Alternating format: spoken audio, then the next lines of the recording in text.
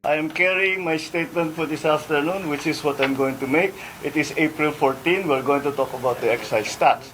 So this has been done today. And I challenge anyone who are saying that I am sick, that they come and exercise with me.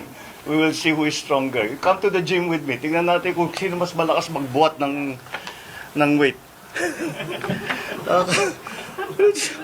Pero alam mo, gusto ko nga sabihin, ang mga kababayan naman natin, ngayon, tiniyak ko na makita ninyo na hindi totoo yung mga sinasabi nila, nakasinungalingan yan. Kaya mula ngayon, yung mga taong yan na nagsabi sa inyo na may sakit ako, na baldado na ako, ngayon alam ninyo, puro sinungaling ng mga yan. Kaya't lahat ng sasabihin ng mga yan, kasinungalingan. Kaya't huwag nyo nang paniwalaan kung sino man yung mga yun. Now you know who the liars are and who is telling the truth. And once again, I think it's very, very easy and very clear that I'm in very, very good health. I just had my numbers are. I just had my regular blood test kasi nagpapaano ako ng vitamins and everything. And I'm fine. I'm really quite fine. The last time that I went to the hospital was to have my CAT scan to show na yung diverticulitis ko gumaling na. So that was what? 2.5, 3 months ago? Mga ganon. So that's all these reports of me going to the hospital. I haven't been to the hospital for 3 months, and even then, it was just to have a CAT scan, because the CAT scan to tell my doctors if the diverticulitis has completely been fixed, and it was, and I'm done. My diet is back to normal. My exercise is back to normal. I still exercise 3-4 times a week. I'm watching my food better than before. But, you know, so people... Medicine, sir? I'm sorry? Maintenance medicine? Maintenance medicine for, I have, two. One for gout, which is lopurinol. Mga nasa lahi namin mga Ilocano, magka-gout eh. And the other is for high blood pressure, for hypertension. Those are the only two medicines that I take.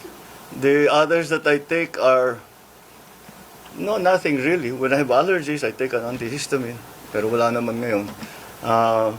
Aside from that, that's it. That's it. I'm not a great believer in supplements. If you eat well and you exercise regularly and you get regular sleep, yun lang medyo kulang ako yung tulog. But otherwise, everything is normal. And I'm happy to say that I'm healthy. You want me to do more jumping jack? Army dozen. I can do the army dozen. Nag-army dozen ako kuminsan. All right. Anyway, down to serious business. I'd like to cover some points that we have been discussing again together with the different agencies and including the Uplift committee. And we have some further announcements. Well, first of all, we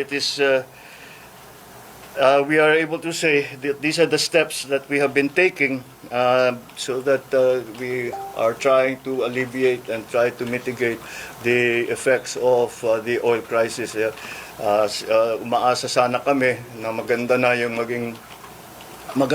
maging peace talks between the US and Iran. Ngunit mukhang hindi sila nakabuo ng deal. Kaya't kailangan patuloy pa rin ang ating mga ginagawa para tulungan ng ating mga kababayan. Unang-una, nais kong nabanggitin na wag pong mag-alala ang ating mga kababayan dahil sapat naman ang supply natin sa mga pangunahing pagkain. Mga bigas, mais, gulay, asukal, isda, karne, manok, itlog, at lahat ng ibang produktong pagkain.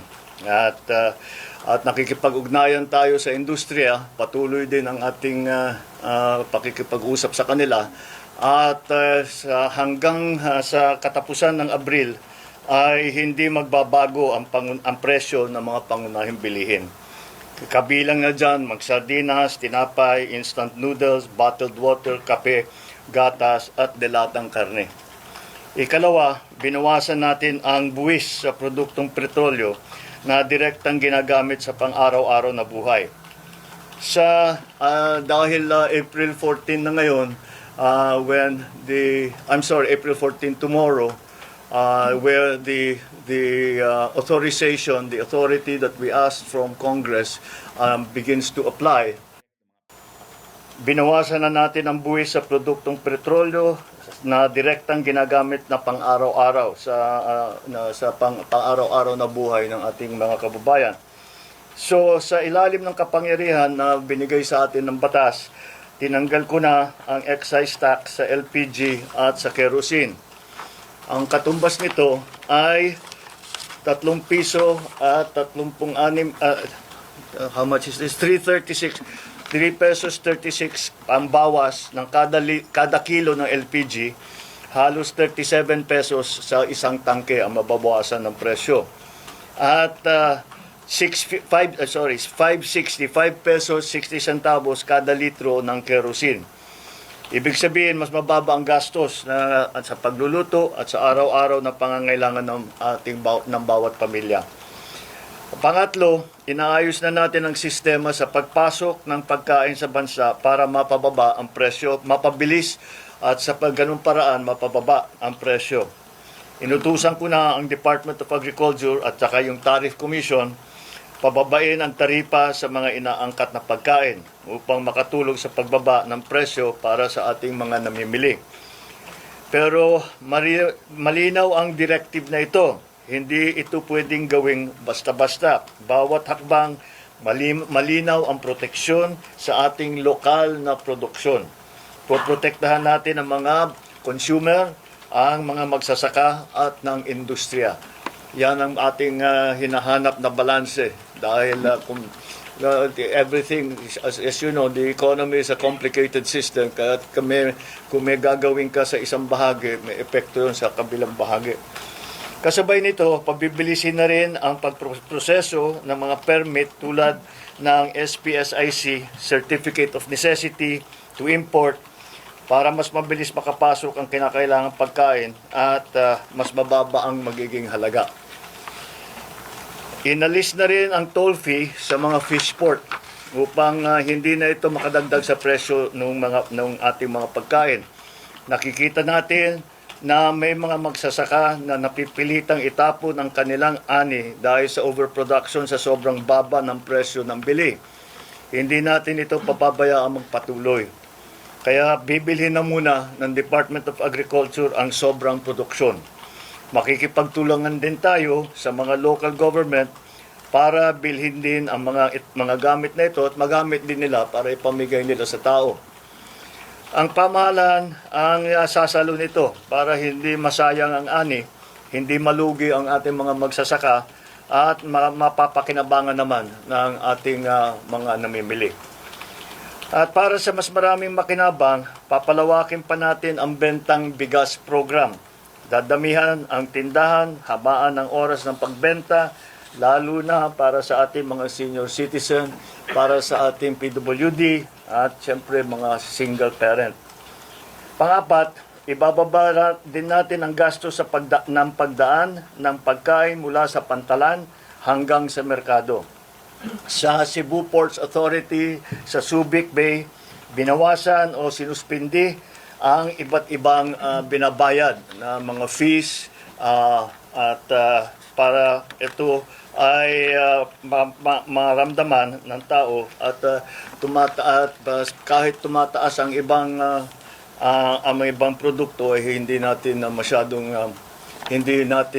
hindi masyadong mabilis ang pagtaas o at least matigil natin ang pagtaas. So mababawasan ang gasto mula sa anchorage, sa berthing fee, cargo handling and storage fees para hindi na ito madagdag sa presyo ng pagkain. Ang Philippine Ports Authority ay ibinaba sa piso ang RoRo terminal fee para sa mga sasakyang nagdadala ng agricultural products.